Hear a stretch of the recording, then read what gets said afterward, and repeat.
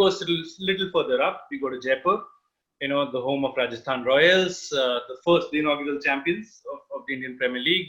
Since then, one could say, you'd rather just shut the history books down because again, they've had the odd good season, but name the controversy and the unfortunate franchise has been mired with it. And of course, when we talk about peaks and troughs for KKR, there've been more troughs and just the one peak, I would think, for Rajasthan Royals.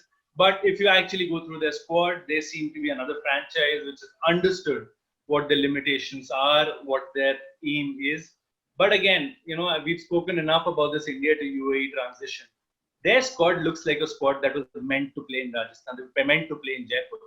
And now, Jaipur being one of the livelier tracks in India, one of the better, more how do I say, more sporting tracks in India. They go to the trap dust bowls of Sharjah or the searing heat of Abu Dhabi or Dubai for that matter. How do you see them coping, Anurag? Because they've got players who've got insane potential. For me, Yashasvi Jaiswal and Riyan Parag, I feel they're two of the best young players in India. And when you say that, it's not a light thing to say because considering the depth of talent in the country. And along with that, you have players like Steve Smith, Josh Butler.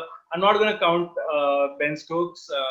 He's back home for personal reasons, and I do not expect him to join up in the IPL because considering the severity of the situation. But if he does, that's going to be an incredible positive for the team. And then of course you've got Sanju Samson. I don't think Robin Uthappa will make the grade.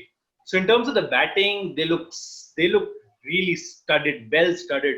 How do you think these guys will cope, Anurag, with the shift to the UAE and of course with the rest of the teams? Yeah, as you've mentioned, the names that you've mentioned, especially Riyan Parag, last year I had a personal conversation with the guy as well. He's someone who oozes in confidence. He's 17. He was 17 years of age when I met him last time. Uh, you don't see 17-year-olds with that amount of confidence, that amount of flair, that amount of he carries an aura already that the people usually carry after a 10-year career. I'm not even kidding. It's not because I had the privilege of meeting him or I don't intend to say that way, but he really is someone very, very special in my view. And I expect him to play a lot more often than he did last time. Obviously, he did mention that facing the likes of Jofra Archer in the nets was incredibly difficult because the ball just goes off the hand, it literally disappears. He's so quick, and but yet he's done really well. He also is the youngest half centurion in IPL history. Now he has that record to himself.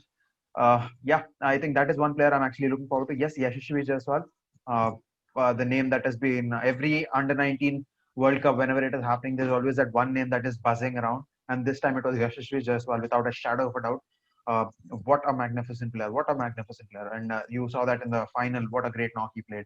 Uh, expecting big things from him as well. And Robin Uthappa, we don't know how he's going to be used because if you want to play Robin Uthappa, you might have to sacrifice one of the other young openers that are already in the team. I would rather prefer they play these young openers. Let Robin Uthappa take up a mentorship sort of a role and help these young players because Robin Uthappa brings in great experience. He was previously coached by Praveen Amre, not to forget. And after that stint with Praveen Amre, Robin Uthappa became technically absolutely magnificent. He plays those beautiful cricket now. It was after that time with Praveen Amre. So maybe let's hope he can give some crucial tips to these guys as well. So yeah, I think this is a team, as you said, which was meant to play in Jaipur, but I think they will not be struggling a lot in comparison to KKR. I think if you look at it, Jaipur has a big ground, and they all obviously they went for that very reason. They went for some spinners as well, and they also went for Tom Curran, who bowls who's a proper T20 player. They went for some of these players who can perform well in big grounds and big area grounds. So I think that you won't find that in Sharjah, but Dubai and UAE they have pretty big grounds there. So I think uh, they will not be incredibly affected, but they will really need the likes of Steve Smith.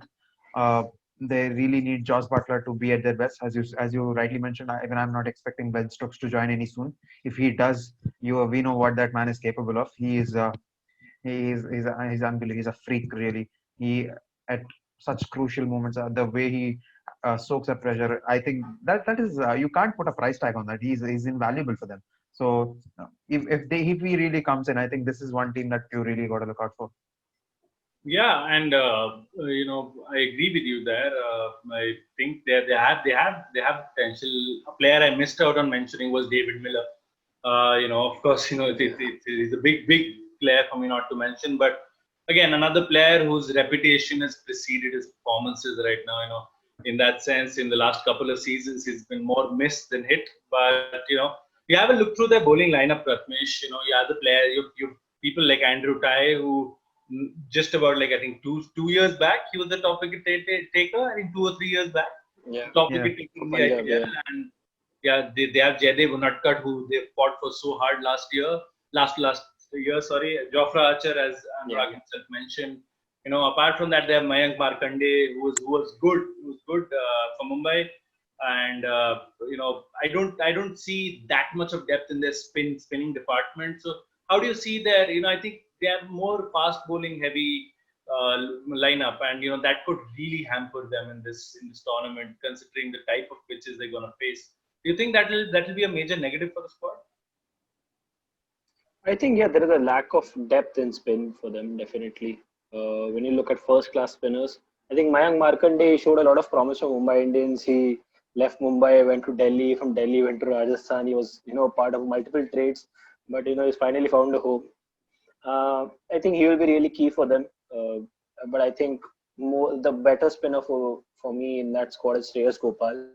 I Yeah. think his performances last year were absolutely top notch. He kept pushing and he kept pushing the selectors as much as he could, and he performed really admirably last season. Not only at tracks which were turning, but he did well also in Jaipur. So I think it will be really good to see that Shreyas Gopal will be bowling in such pitches which will really assist him. He's good with the bat as well. So I think that is something that might help. I think that Rajasthan might be one of those teams. They might need to score more runs than and outscore their opponents, as you might say. But I think Tom Curran is a really good addition for them because he's a T20 specialist bowler. And I think from the reports that I've seen over the last few hours that Jofra Archer might not be a part of the initial couple of games. So I think Tom Curran becomes even more crucial then.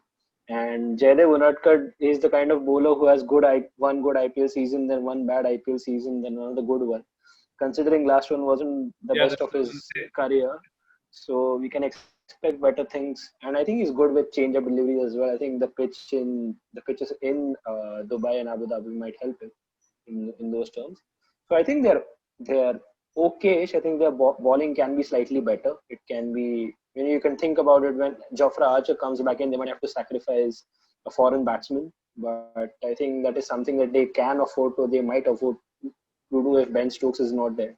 So I think that will be crucial for them how they balance that. Again, it all comes down to balancing your team, and I think it looks like this season, especially with fast bowlers, it looks like most teams are going with two foreign fast bowlers because the Indian fast bowlers, there some of them are not really right up to the money. We don't have like two really top talented fast bowlers in one team. I think Rajasthan is another one of them. So let's see. But I think their spinners will play a key role. Both Markand and Shreyas Gopal, they are pretty similar yet different. So I think that's going to be key for them. All right. So just a final word and by the both of you. Anurag, do you see them making the playoffs? The same question for Prathamesh as well. Oh, it looks really interesting. They look like an interesting side, and if they end up really reaching the playoffs, I think we'll be talking a lot about some great young talents because that is what they have, and they need those young talents to perform for them to reach. I don't want to be discouraging, but I think it's going to be tough for them. I Prathamesh? think Rajasthan might just prove out to be a dark horse. I think they have the ability to outscore their opponents, as I said, and they might reach the top four. I think they might get lucky and they might finish third as well. You know how the IPL fixtures sometime end up. So I think they might get the fourth spot because they definitely have the batting and they do have enough variety in the bowling to get them a score of 150, 160 to chase sometimes. And they they can defend the 180, 190s as well. So I think they might just enough to get to the fourth spot. All right. So yeah, that's there, folks. So we think Rajasthan, it'll be difficult for them to make the playoffs, at least on a personal opinion as well. But as Prathamesh said, it could be a surprise story there.